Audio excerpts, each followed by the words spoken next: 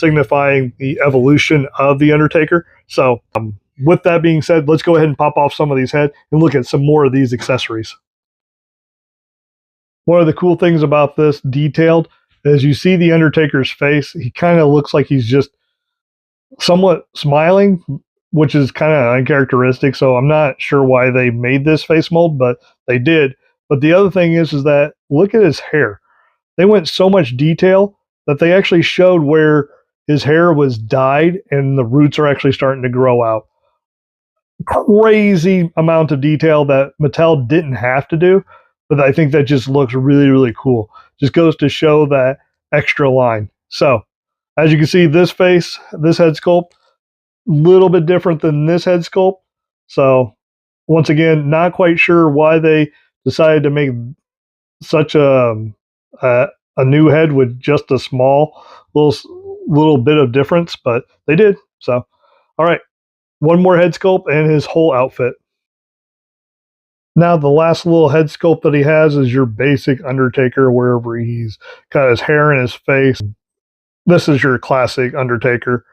This is almost like a 2-in-1 type of wrestling figure. If you think about it, you can buy the set and you can have him with the mask on, or you can have him with this, because this is the outfit that he wore whenever he beat Sid for WrestleMania 13 for his second world title.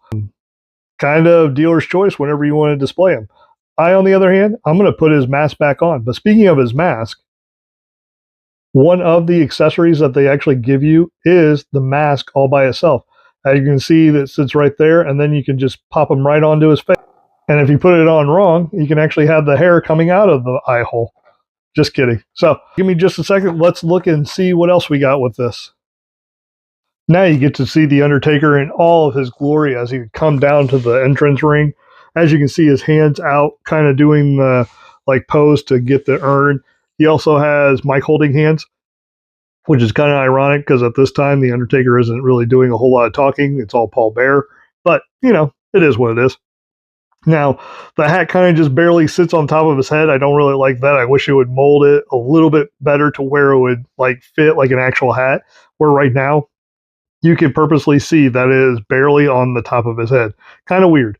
Now, the one thing I like about this is that it brings me back to a memory of a young lad being 11 years old, going to his very first ever in WWE live event. That's right. I went to a house show up in Chicago, and who was at the top of the card but the Undertaker. Not just any Undertaker, but the Undertaker wearing this mask. So whenever I think about that, all I can think about is the freezing cold December